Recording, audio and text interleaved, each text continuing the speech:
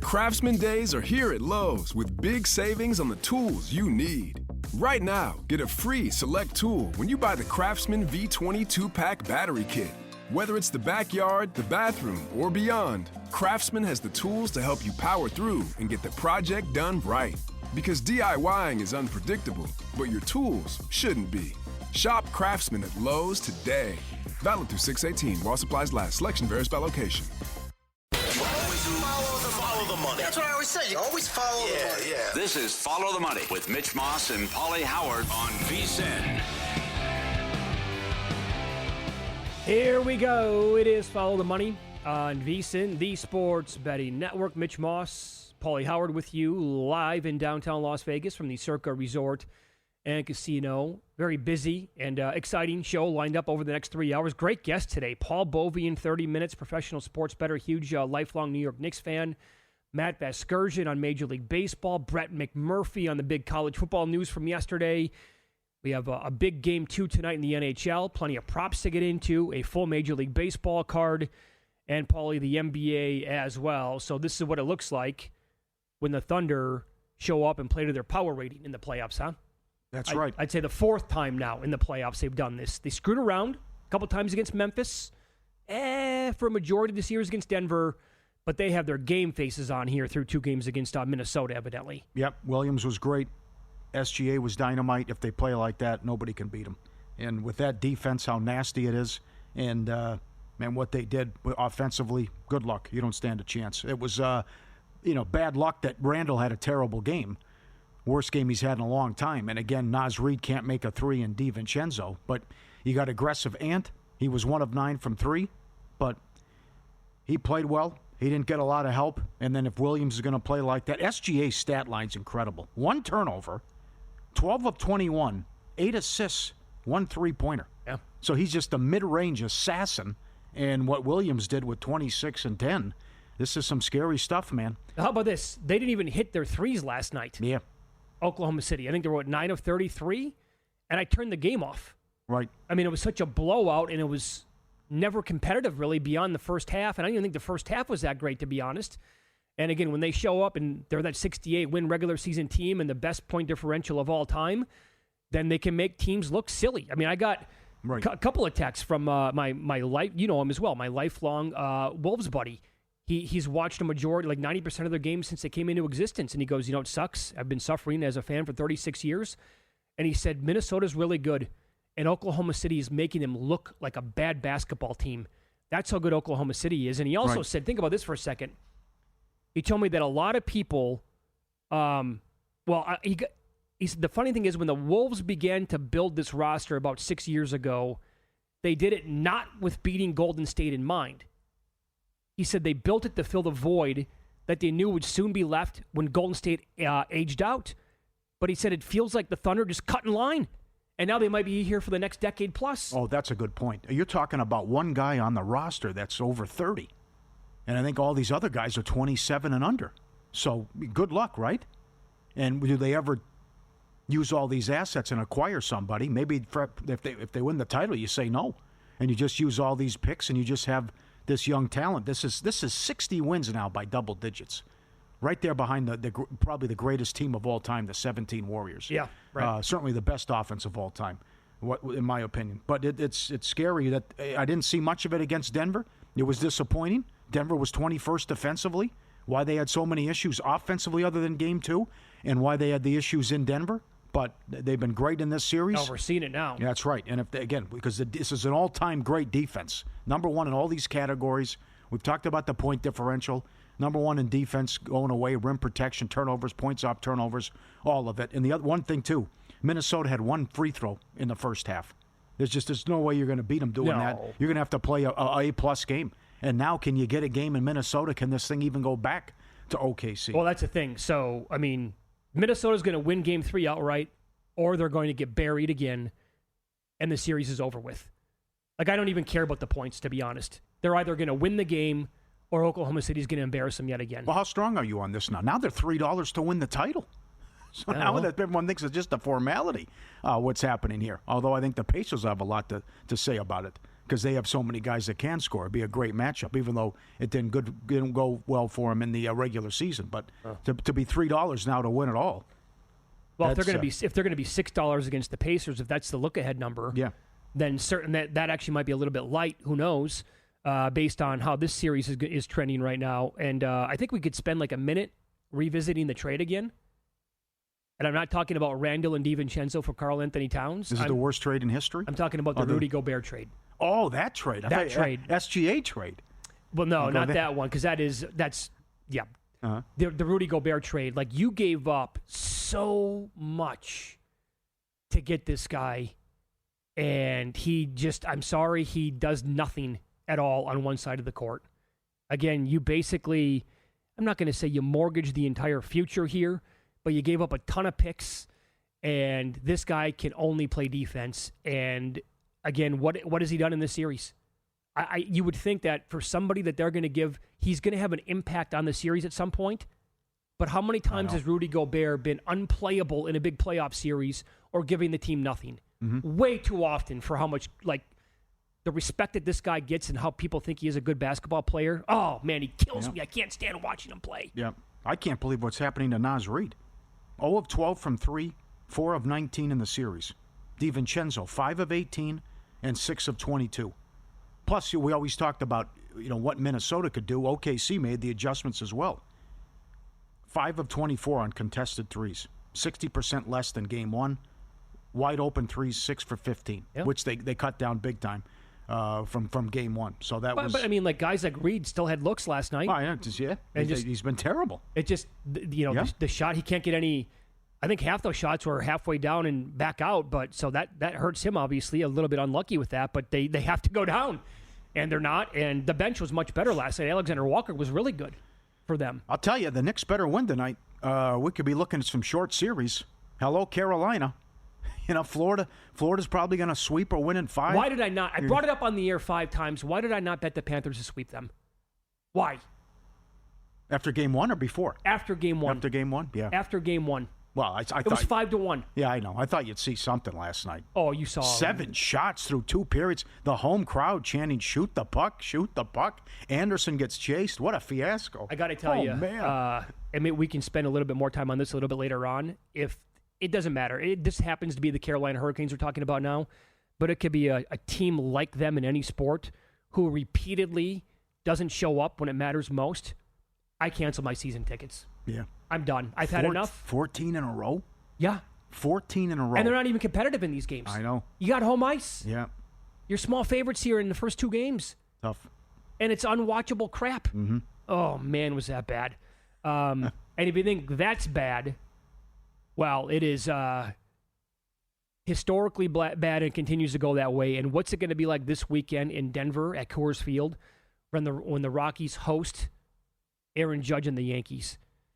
And tonight it's Tanner Gordon against Clark Schmidt. The Yankees team total is 7.5. Has to be. Number 1, they're minus 550 to win the series. How about that? Do you see a number of them to sweep? Yep. Gordon, last 2 years, 9 starts, 0-7 with an 8.19 ERA. Oh, this is going to go well. Yep. So these just between the numbers to win the series, to be over $3 on the road, taking on what likely the worst team in the history of baseball, and you're throwing this kid. They're going to get good crowds this weekend, though, because it is the New York Yankees. Right? And, I mean, walk-in prices for Rockies games this year are going to be 39 cents. This is going to be the lone exception, I think, for the weekend. Judge to homer in the game tonight, as low as plus 125. Oh, my God. I've never seen anything like that before in my entire life. No. The high water mark I saw on him a little earlier was plus 170. This will tell you. Forget Judge for a second. Grisham he's having a great year. He's got 12 dingers. He's as low as 2-1 to hit a home run tonight. Dominguez is like plus 240. He's below 3-1 like everywhere when I was looking. And oh, by the way, tomorrow it's a day game as well. Well, tonight's not, but Saturday and Sunday, both games are day games. Saturday, it's Fried versus Freeland. Freeland's 0-6. He's actually got some respectable, underlying numbers. Sunday is Warren against Senzatella.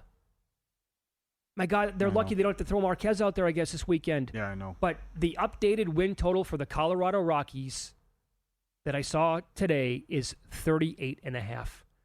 I think it was on either Monday of this week or last Friday when I brought it up and said it was 44.5.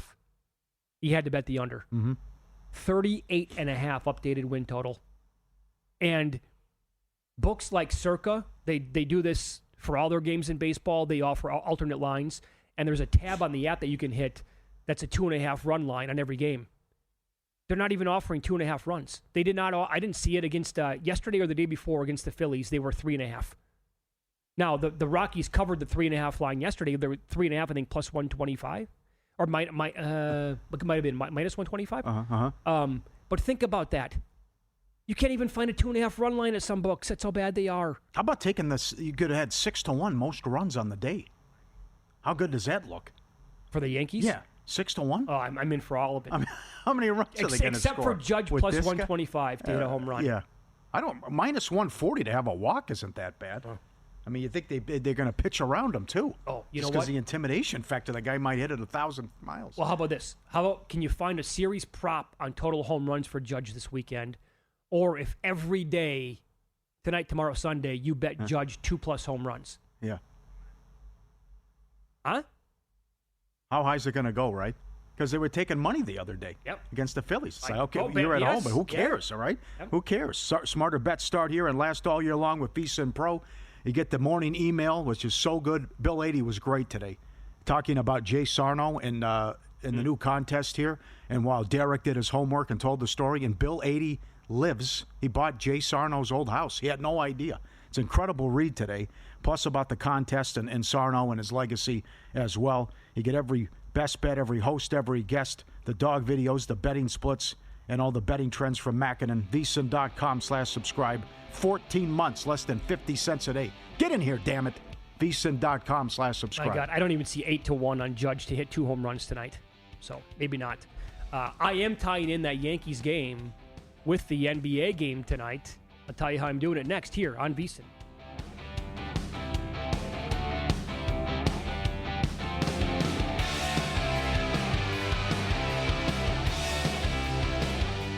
For the ones who get it done, the most important part is the one you need now. And the best partner is the one who can deliver.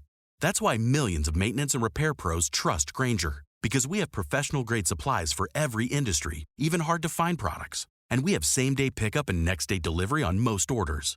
But most importantly, we have an unwavering commitment to help keep you up and running. Call, click Grainger.com, or just stop by. Grainger, for the ones who get it done.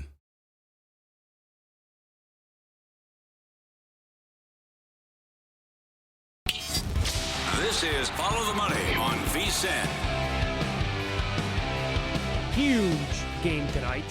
Can't wait. I love how the Knicks, by the way, have played back-to-back Fridays. Yeah. Don't care. Clear your plans, buddy. Mm-hmm. And so in game one, they were about a 4.5-point favorite against the Pacers. They were in control a lot of it. You all know how that went. And blew it late. Huge collapse, one of the biggest of all time.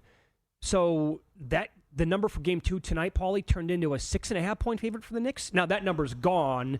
It's down to still 6. Other books are showing some 5.5s out there. Well, you're paying the season on the line must-win tax. And the zigzag theory. Yep, right. Well, that's a big number. It is. It is. So this is a tough handicap, this one, because you think the Knicks come out pissed off. We blew it. Embarrassing. Season on the line. Got to have it. If we lose, we're done. On the flip side, do you think Indiana's the better team, or Indiana can continue to knock down threes, and maybe the Knicks also come out and it's gloomy Gus? The thing I can't get away from is the starters, that the Knicks starters have been outscored in the playoffs, which we keep talking about, and they were minus 16 in game one. And remember, the big run in the fourth quarter happened with Brunson on the bench. The Pacers are now plus 37 now in the playoffs with the starting five, the net rating, how good it's been. But this goes back to what Chris Finch said after game one leading into game two. This was so good. There's just no way you can even come close or match the desperation when you're the road team and you win game one, what the home team has to do in game two. There's just no way. You can't match it. So you really have to come out and play inspired, unbelievable ball, shoot lights out, because it's just so difficult. Now, it's happened. Minnesota did it last year. Indiana did it against Cleveland. I know they were down big at the miracle comeback. So it can happen. But Finch made an excellent point about it's just so hard to match that they're coming out with the season on the line and the ultimate desperation, and you already have mission accomplished, put the win in my pocket, right? I already got the split. So that's why this one's so tough. I will say this, under no circumstance, before the game tips off, would I lay 5.5, 6, or 6.5 points with the Knicks. I think the number is outrageous. They could blow them out, sure. But also they could... I'll be surprised if Indiana wins, but I understand. Well, this is just a tough handicap, and also could be a blowout, too. Yep. But I also add this to it. If the locations were reversed, right, meaning Indiana had home court for the first 2 games, and the game played out exactly like it did in Game 1, and the Knicks went to Indiana and had a lead big, right, that they blew late down the stretch like they did in Game 1, and they were a 6-point dog, or let's say a 4.5, 5-point dog tonight, I would unload on the Knicks money line to win the game. So I'm confident they win the game. I just don't want to lay the points. So to go back to what we finished segment 1 talking about with the Yankees and trying to find ways to fade the Rockies every single day somehow, I'm on a 2-team money line New York parlay tonight. Yankees just to beat the Rockies, that's it. And the Knicks just to win the game. That's all they got to do. It was a little bit less than -114 here at Circa. Okay. And I also like a couple props. And I know you're on one of these already. So a huge adjustment and sub in Game 1 was Carlisle taking Turner out and putting Toppin in. Sure. And he just sang his praises after the game. So he only played 20 minutes, but he had 10 rebounds and 8 points. His rebounds are 3.5. His points are 7.5. I love the rebounds over, that he's just so damn athletic, and he can wreak havoc here, and he's going to get more minutes because it didn't go well defensively for Turner. Maybe it's correlated. Maybe you want to play some Turner under and some Toppin over. And Turner had 14 and 5 in 31 minutes in the first game, but a lot of those points were early in the first quarter. That was a huge substitution. Remember, Toppin had the dunk. He had 2 dunks. He had the dunk where they didn't foul in overtime. He had the ferocious putback as well that Robinson and the guys didn't box out. So they love his energy. They love that he's from the area and was a Knick. And Carlisle just loves this guy and what he said after the game. So I expect a lot more minutes for Toppin. And 3.5's too low, and he had 10 in the first game. So that's one he can land on. I wouldn't be surprised. He also figures to be playing if they're getting blown out, too. That's the other thing. Sure. He'll probably sit Turner, and Toppin get a lot of run, too, and go over 7.5 and get it done with the points. Paul, I laddered the Toppin props yesterday, had that in pocket. I keep adding rebound props for him because the numbers are still just too good. They're moving a little bit, but they're still too tantalizing, and I can't pass up on them. And to your point about Turner, well, how about this? I'll tie in Karl-Anthony Towns to all of this because his points prop for tonight is 23.5. As you all know, Towns had 35 in Game 1. He was 11 of 17 shooting in that game, 4 of 8 from 3. In the 2 regular season matchups, in 2 of those games, Towns had 40 on 14 of 23 shooting, and he had 30 on 11 of 19 shooting. In 12 total career regular season games against Miles Turner, Karl-Anthony Towns has averaged more than 29 points per game on 54+% shooting and almost 45% shooting from deep. That's absolutely remarkable, and I think it's 18+ field goal attempts per game. He has owned and destroyed Miles Turner. So based on my expectations, how I think that's going to continue, I think there's an angle here. And oh, by the way, the Pacers are not a good rebounding team, and the Knicks have Cat, who had double figures, Josh Hart, who had double figures. Those 2 guys are going to be animals on the glass the entire series. Don't forget about Mitchell Robinson. Like, there's really nobody in that starting 5 for the Pacers to slow down the rebounding for the Knicks, unless you would inject the athleticism, the skill set overall of Obi Toppin more into the game. I love what he did in Game 1, and so that's many reasons why I just kept adding him to go over his rebounding numbers. Well, no offense. Who cares? The coach was so impressed with That's that. exactly he right. He loves his game. You can find 18-1 double-double. I don't mind that either. 18, that's a that good look. I mean, he already had the 10 rebounds. So what's the most rebounds in the game tonight? That's your... Yeah, okay. If his prop is 3.5, he's got to be a massive number for most rebounds. Yeah. So but you could be again, I think this is going to be a crazy series in terms of the Knicks have already shown they're going to run with them, and it's going to be a frenetic pace. And plus, there's so many star players out there that can knock down shots and knock down threes. There's no answer for Towns. Brunson's going to get what he wants. They also, I felt, got a tough whistle at times. They're constantly bumping him. And he's not getting to the free throw line as much as we thought, or not getting a call. So you have that angle. Halliburton's going to go off. So I think it's going to be high scoring and leading to a lot of over props and also three-pointers, too. OG, Cat, all these guys. Yeah, right. And they're going to knock down threes. Halliburton and Brunson, too. So all that stuff came out in game one as well. I'll give you another guy that I want tonight because I was betting Josh Hart stuff before the series started, including most rebounds in the series at plus 550. He had 13 in the first game. A double-double on Josh Hart tonight is even money. Now, he did not have one in game one, but he had 8 points, 13 rebounds, and 7 assists. And this is a great write-up today from Dan Karpuk at vsin.com, as always. He had 14 potential assists and made 67 passes in game one. So Hart double-double is even money. Triple-double if you want to get bonkers. Dan has 13-1. I found 11-1 and put a little bit more than pizza money on that. He has 10 triple-doubles this season.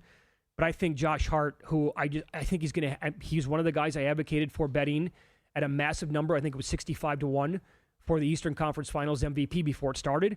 I think there's a path here. And by the way, Thibodeau will play him 40-plus minutes every game.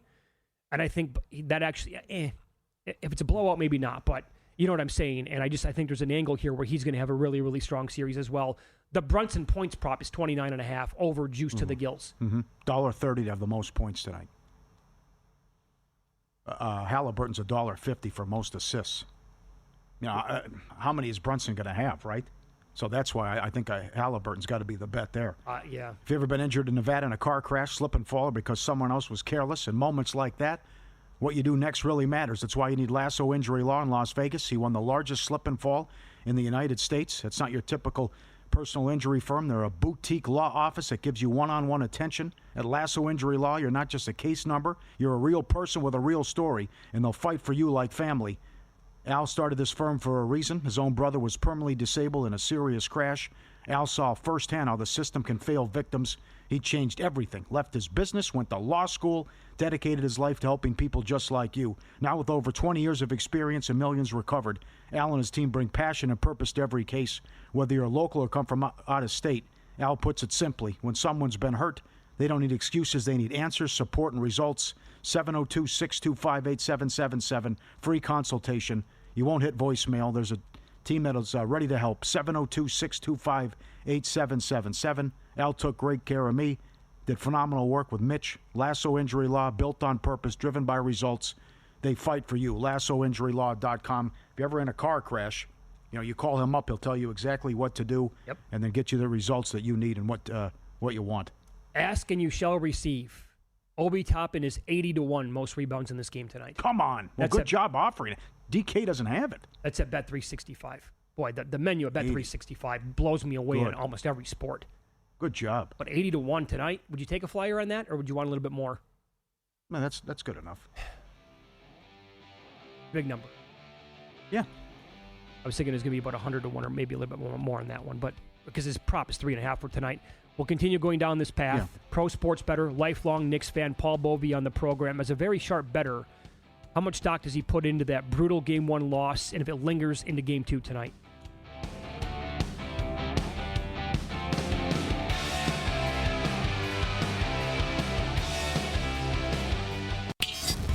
This is Follow the Money on VSiN.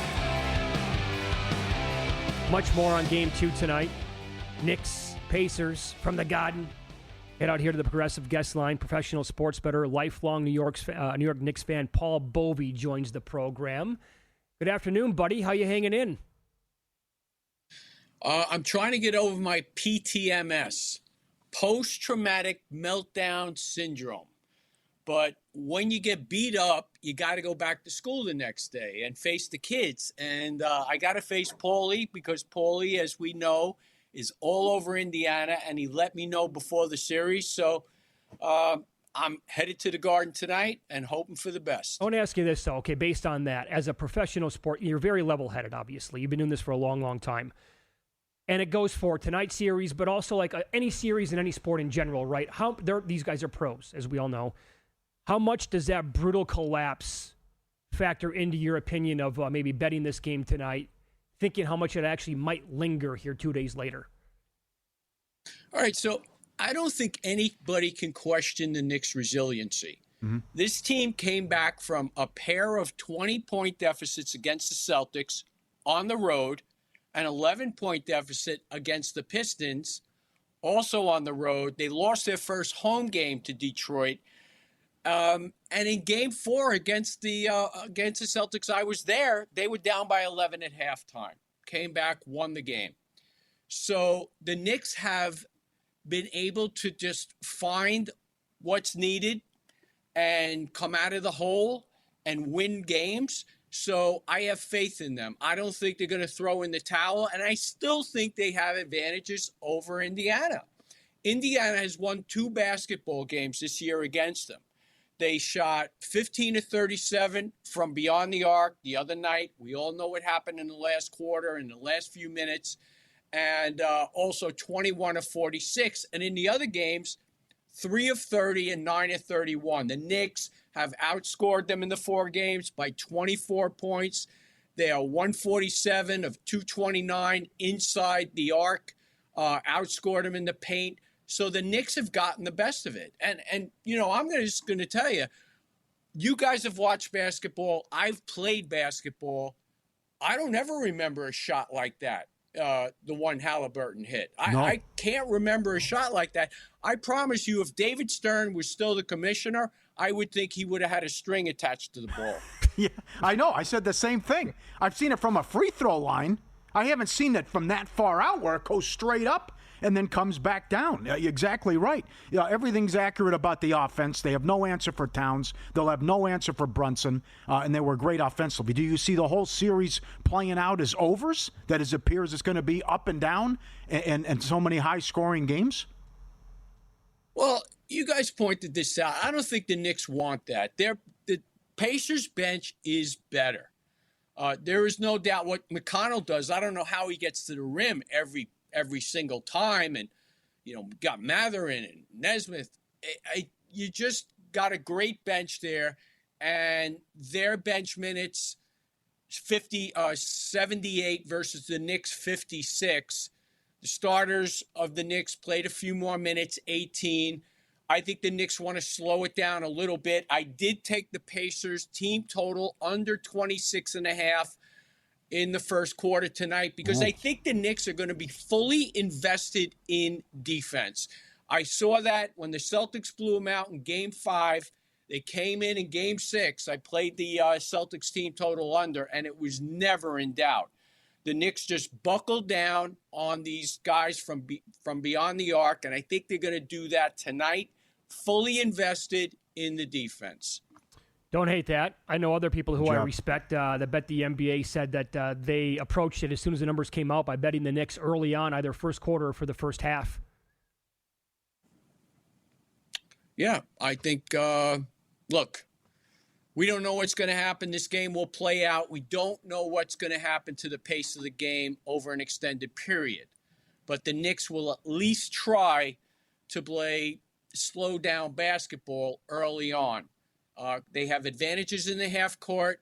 Let them take advantage of that. And as I said, they've gotten the better of it throughout the year. The other night, a different story.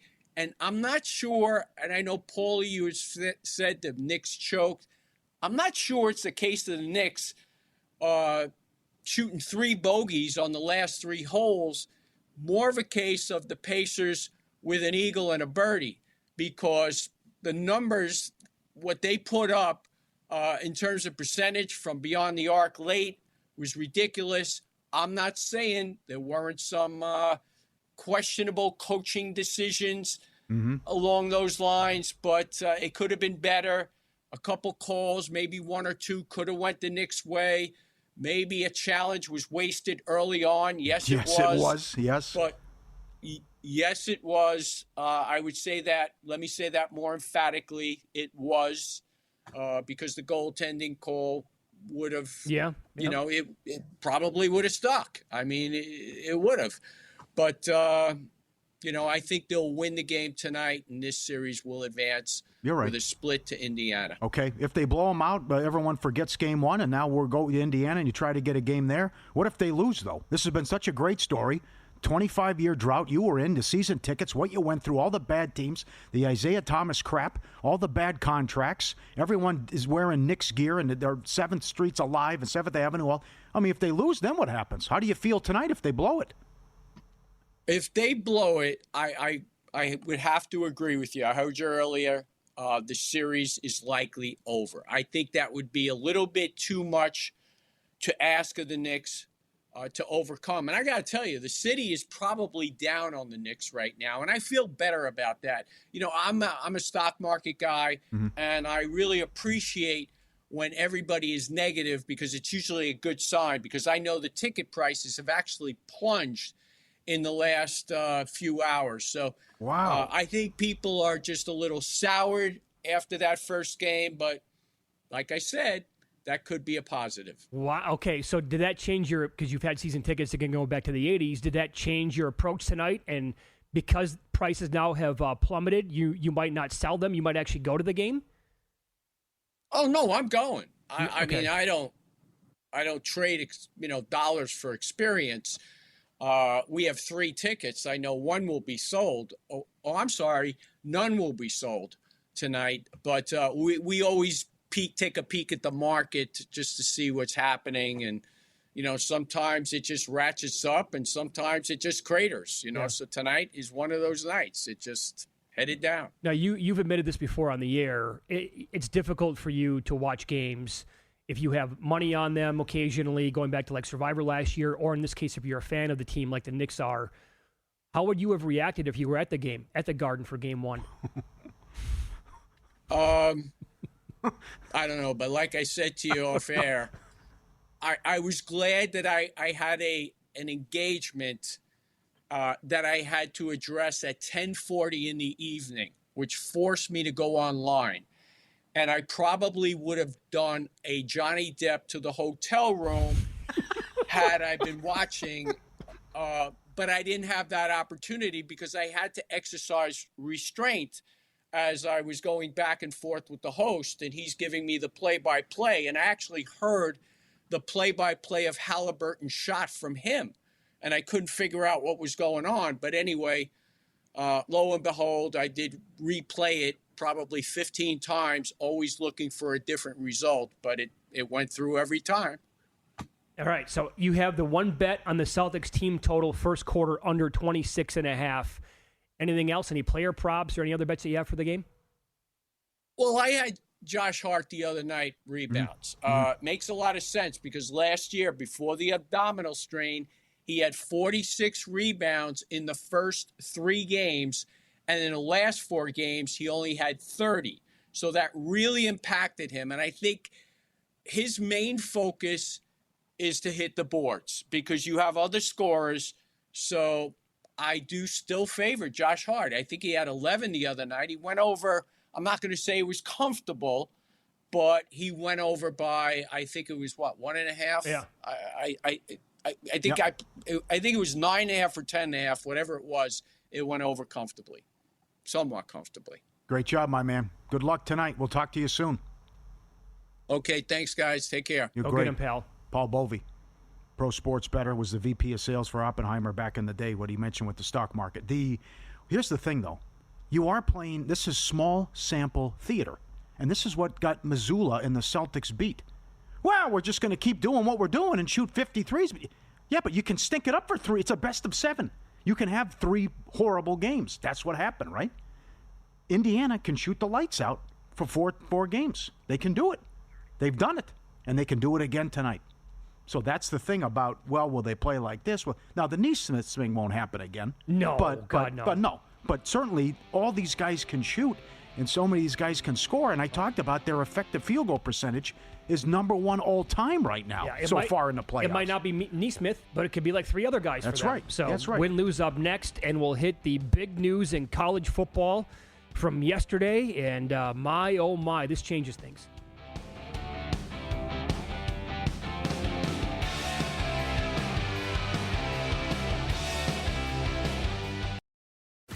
If you work in quality control at a candy factory, you know strict safety regulations come with the job. It's why you partner with Grainger. Grainger helps you find the high-quality and compliant products your business needs to inspect, detect, and help correct issues. And the sweetest part is, everyone gets a product that's as safe to eat as it is delicious. Call 1-800-GRAINGER, click Grainger.com, or just stop by. Grainger, for the ones who get it done.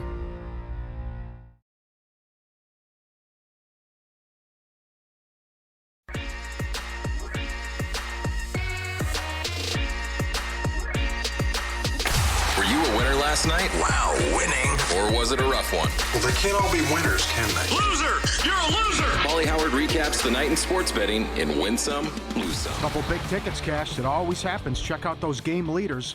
Game 2, T-Wolves Thunder.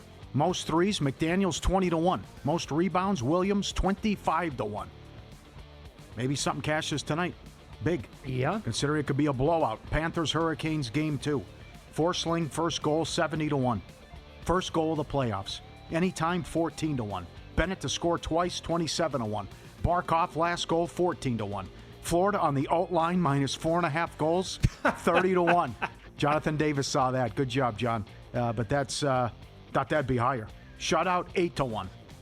Most runs Angels 11-1. Highest scoring game Dead Heat Angels Ace plus 450.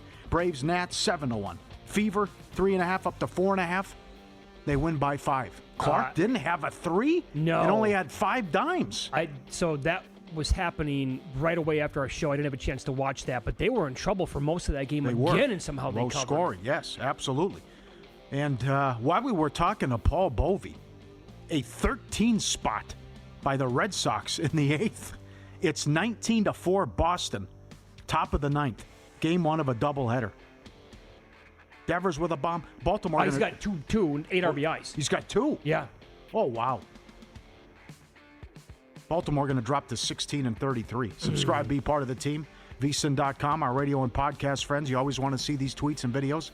At Pauly Does Vegas on Instagram. Send them in. We'll put you on. Look at this. Charles Schwab at the Challenge, the golf tournament. You got blackjack and craps tables there. Look at this. 18th hole, roll the dice. I can't believe that. There you go. What a setup. I wasn't expecting that. No, I also wasn't expecting Michael Block to have to shoot a better score than Scheffler so far. Scheffler was in trouble of missing a cut there for a while. Did you see how he started his round yesterday, Scheffler? No. Eagle birdie. Oh, really? And then that was it. Really? Oh, it looked like he was going to run away with another tournament. Oh, wow. This is great. We always show these dog videos where the old fella and then trying to get down the stairs. Oh, they built him something Look here? at what the owners, the humans, built for the guy. It's like a robot coming down device with the tray on top. Got the little hat on. Look at the face, right? Good mug. It's like a makeshift escalator here, huh? Yes. Well I said. love this. Look how it's got the guardrails and it's attached and all the way down. This is incredible. You can't stop science. Can't stop people. How smart they are. That is awesome. Very good. Let me show you this one. Don't freak out. Okay? This is an alpha, right? Look at the dogs. The husky, they're all fighting. They're all fighting right in the back. Yeah. They're a little skirmish in the backyard. They're playing. I'm the boss. No, you're the boss. All right, get out of my territory. And then here comes the other guy. Now look at that's a Cane Corso who bows down to this guy. And then he comes over. Yeah, what about it? Okay, relax. Oh, so he's the king of the jungle there. Yep, the explanation is that's the king, but they respect him because he raised them and he's the older one and he's beautiful. the boss. Yeah. Okay. Well, you know something like, you ever seen a Cane Corso do that though? No. I mean, look at this. The Cane Corso, he goes right over and he bows down. Actually bows down and gets That's out of a the way. huge-looking dog. Yeah, right. Absolutely. And then at the end, he's like, yeah. The other one puts the other one down and starts talking trash. Well, you behave. You knock that off. That's great. That is some strong stuff. Thanks to the people who sent that in at Pauly Does Vegas on Instagram. Edge Boost, the first ever bank account built for bettors, ensuring all gambling transactions are approved. No usage fees, no minimums, or cashback rewards. 100% approval for all betting deposits. Sign up today. EdgeBoost.bet, code FTM. Deposit $25 and Edge Boost will match it. EdgeBoost.bet. Oh, here you go. Scotty got hurt on a swing on number 2 yesterday. No wonder why. Okay. Yeah, that'll do it. There it is. All right, we'll talk to Brett McMurphy coming up later in the show. He had the story yesterday. how they're no more, how they've changed the seeding now. It's just going to be based on the rankings and in order. With the college football playoff, and also according to Brett, this will be the last year of 12.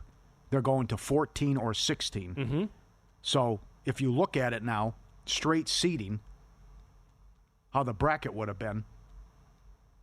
So you look at the top 4 teams. Did you see? It would have been Oregon, Georgia, Texas, and Penn State. Correct. So guess what? Why are we going to play conference title games? There's no need. Those would have been exhibitions, and maybe you could have sat guys. You could have made the argument, why am I even playing people? Right. Well, I'll tell you, Pauly, this does affect betting, in my opinion, like futures, because based on what happened last year in year one, until Ohio State really took off, I mean, like, this thing was kind of wide open. And I know people who had, 500 to 1 on Boise, huge numbers on Arizona State, and they almost beat Texas, by the way, in that game. Yep. So the first team that I bet when the numbers were posted after last year, because I love what Dillingham did as the coach of Arizona State, and I love which guys they were bringing back on the team. They lost Scadaboo, which stinks because he's so good at running back. I bet them at 300 to 1. They're currently 100 to 1, but I would not make a bet on Arizona State right now at 300 to 1 because they got a bye last year. Right. And unless they're in the top 4 this year, which to me is going to be very unlikely, then they're going to have to go all the way beginning with the first round game. And they have to win 1, 2, 3. They have to win 5 games next year in the playoff. I don't like their chances already. So with the bye week, sure, 301's fun. Boise would have played Indiana, Clemson, Notre Dame, Arizona State, Ohio State, SMU, Tennessee. Assuming the better seeds all would have won. Georgia, Tennessee, Texas, Ohio State, Penn State, Notre Dame, Oregon, Indiana. And now the other question is they're going to add more teams. So then what's that going to look like? And does that pave the way for what we don't want to see, that a 7-5 team can get in?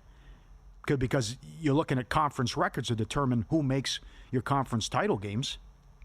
And if someone could be sitting there with a bad non-conference record, but was, 5-2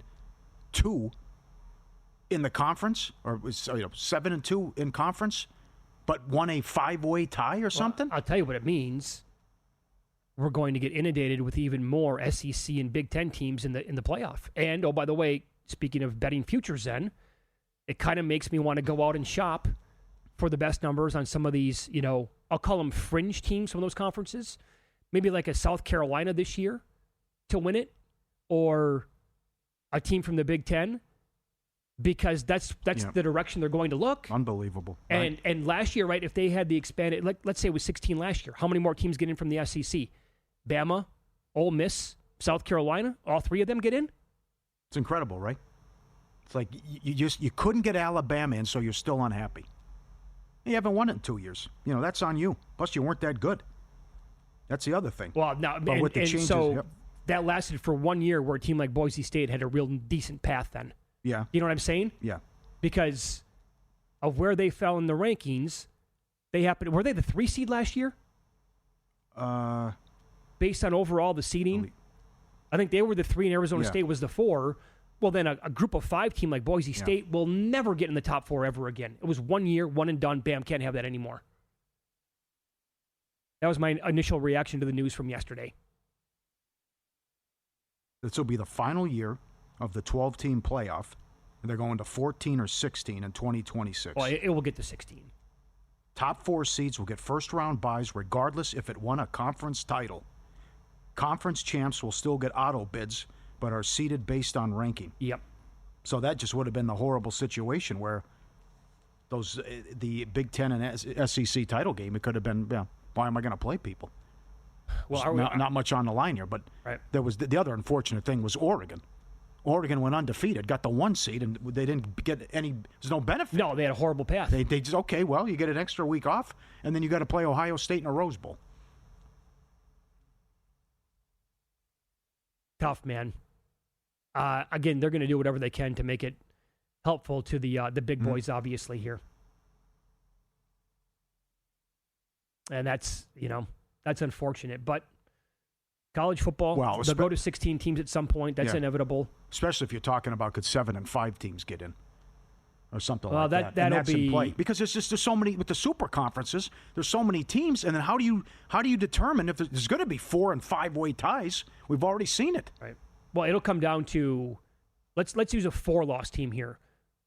If a team has 4 losses and they play everybody, like they have a loaded conference schedule and they have like 3 really difficult non-conference games, I'm sorry, I'd still look at a team like that at 8-4 over a team like Indiana last year because they played absolutely nobody in conference. Yeah.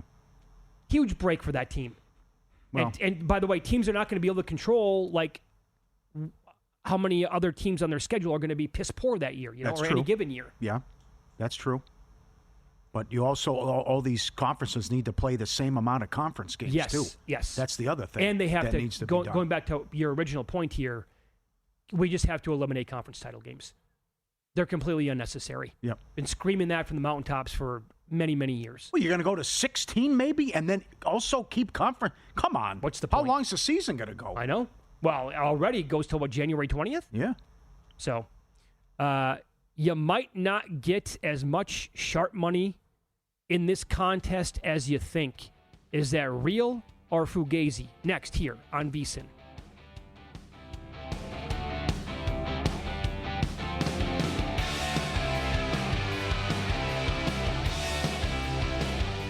If your job at a healthcare facility includes disinfecting against viruses, you know prevention is the best medicine. And maintaining healthy spaces starts with a healthy cleaning routine. Grainger's world-class supply chain helps ensure you have the quality products you need when you need them. From disinfectants and cleaning supplies to personal protective equipment, so you can help deliver a clean bill of health. Call 1-800-GRAINGER, click Grainger.com, or just stop by. Grainger, for the ones who get it done.